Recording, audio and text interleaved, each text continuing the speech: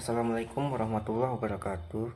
Halo semuanya, perkenalkan nama saya M. Yusril Effendi dengan NIM 20225100043. Di kesempatan kali ini saya akan mempresentasikan tugas ujian tengah semester mata kuliah estimasi biaya mengenai analisis laporan keuangan dan klasifikasi biaya pada PT Indofood Sukses Makmur Tbk.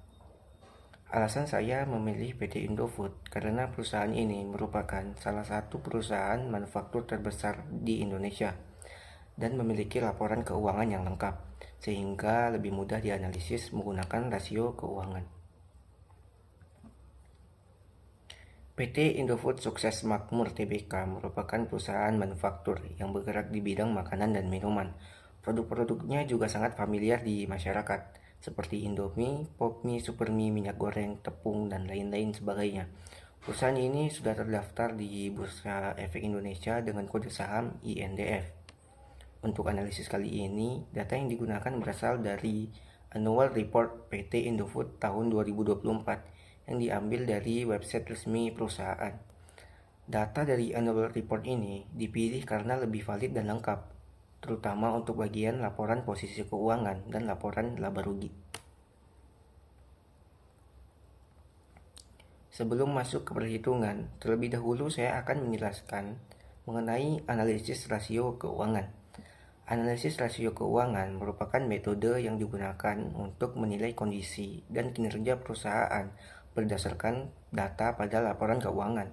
Melalui rasio keuangan, kita bisa mengetahui apakah perusahaan memiliki kondisi keuangan yang sehat atau tidak. Selain itu, rasio keuangan juga membantu melihat kemampuan perusahaan dalam membayar utang, menghasilkan laba, dan menggunakan aset secara efisien. Pada PT Indofood, dilakukan analisis keuangan menggunakan 4 rasio, yaitu rasio likuiditas, solvabilitas, aktivitas, dan profitabilitas. Rasio pertama adalah rasio likuiditas. Rasio likuiditas digunakan untuk mengukur kemampuan perusahaan untuk dalam memenuhi kewajiban jangka pendek. Jenis rasio yang digunakan adalah current ratio dengan rumus aset lancar dibagi dengan kewajiban lancar. Berdasarkan laporan posisi keuangan PT Indofood tahun 2024, aset lancar perusahaan sebesar 79,77 triliun dan liabilitas jangka pendek sebesar 37,09 triliun rupiah. Dari perhitungan tersebut diperoleh hasil current ratio sebesar 2,15 kali. Artinya apa? Artinya setiap 1 rupiah kewajiban jangka pendek dijamin oleh 2,15 rupiah aset lancar. Menurut saya hasil ini menunjukkan kondisi likuiditas PT Indofood cukup baik karena perusahaan masih mampu memenuhi kewajiban jangka pendeknya dengan aman. Selanjutnya adalah rasio solvabilitas. Rasio solvabilitas digunakan untuk mengukur kemampuan perusahaan dalam memenuhi kewajiban jangka panjang dan melihat seberapa besar aset perusahaan dibiayai oleh utang. Rasio yang digunakan adalah debt to asset ratio dengan rumus total utang per total aset. Berdasarkan laporan keuangan tahun 2024, total liabilitas PT Indofood sebesar 92,72 triliun rupiah dan total aset sebesar 201,71 triliun rupiah. Hasil perhitungan menunjukkan bahwa nilai sebesar 45,96%. Hal ini berarti 45,96% aset perusahaan dibiayai oleh utang. Menurut saya nilai tersebut masih tergolong aman karena belum melebihi 50%, sehingga struktur modal perusahaan masih cukup sehat. Selanjutnya adalah rasio aktivitas.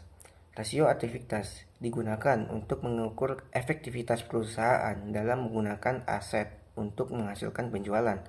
Rasio yang digunakan adalah total aset turnover dengan rumus penjualan laba bersih per total aset. Berdasarkan laporan keuangan PT Indofood tahun 2024, Penjualan neto perusahaan sebesar 115,79 triliun rupiah dan total aset sebesar 201,71 triliun rupiah.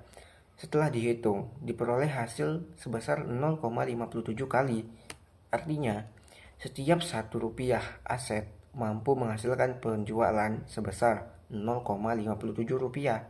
Menurut saya, hasil tersebut menunjukkan bahwa penggunaan aset perusahaan sudah cukup efisien dalam mendukung kegiatan operasional perusahaan. Rasio berikutnya adalah rasio profitabilitas. Rasio profitabilitas digunakan untuk mengukur kemampuan perusahaan dalam menghasilkan laba. Rasio yang digunakan adalah net profit margin dengan rumus laba bersih dibagi penjualan bersih, kemudian dikalikan dengan 100%. Pada bagian ini, laba yang digunakan adalah laba tahun berjalan yang dapat diatribusikan kepada pemilik entitas induk, karena merupakan laba bersih final setelah dikurangi seluruh beban perusahaan.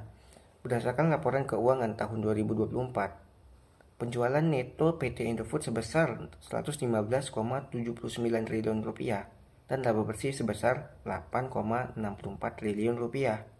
Hasil perhitungannya adalah 7,64%. Artinya, setiap 1 rupiah penjualan mampu menghasilkan laba bersih sebesar 0,0746 rupiah.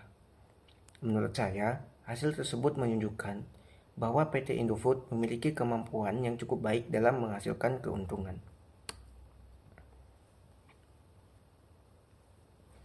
Berdasarkan hasil analisis rasio keuangan yang telah dilakukan, dapat disimpulkan bahwa kondisi keuangan PT Indofood Sukses Makmur Tbk tergolong sehat.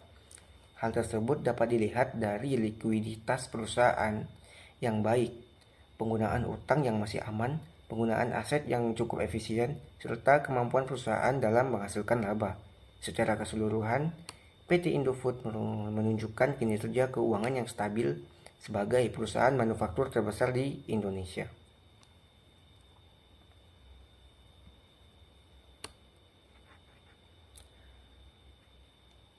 Selain analisis rasio keuangan, pada tugas ini juga dilakukan pembahasan mengenai klasifikasi biaya pada perusahaan manufaktur. Klasifikasi biaya merupakan proses mengelompokkan biaya berdasarkan karakteristik tertentu. Tujuannya adalah untuk mempermudah pengendalian biaya, perhitungan harga pokok produksi, dan pengambilan keputusan perusahaan. Dalam perusahaan manufaktur, klasifikasi biaya sangat penting karena berkaitan langsung dengan proses produksi. Pada PT Indofood terdapat beberapa jenis biaya utama dalam kegiatan produksinya. Yang pertama adalah biaya bahan baku langsung seperti tepung, terigu, minyak sawit, gula, gandum, dan bahan kemasan.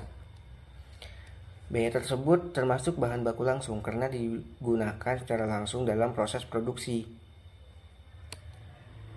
Yang kedua adalah biaya tenaga kerja langsung, seperti gaji operator produksi dan upah pekerja pabrik. Biaya ini termasuk tenaga kerja langsung karena pekerja terlibat langsung dalam proses produksi barang. Kemudian yang ketiga adalah biaya overhead pabrik, seperti listrik, air, penyusutan mesin, dan perawatan mesin. Biaya overhead termasuk di biaya tidak langsung karena tidak dapat ditelusuri langsung ke satu produk tertentu. Biaya-biaya produksi yang telah dijelaskan sebelumnya akan membentuk harga pokok produksi atau HPP. Harga pokok produksi terdiri dari biaya bahan baku, biaya tenaga kerja langsung, dan biaya overhead pabrik. Kemudian, harga pokok produksi digunakan untuk menghitung harga pokok penjualan pada laporan laba rugi perusahaan. Menurut saya, pengendalian biaya produksi sangat penting karena akan mempengaruhi laba perusahaan. Semakin efisien biaya produksi yang dikeluarkan, maka keuntungan perusahaan juga dapat meningkat. Baik, cukup sekian. Terima kasih presentasi mengenai analisis lapor keuangan dan klasifikasi biaya pada PT Indofood Sukses Makmur Tbk. Terima kasih atas perhatiannya.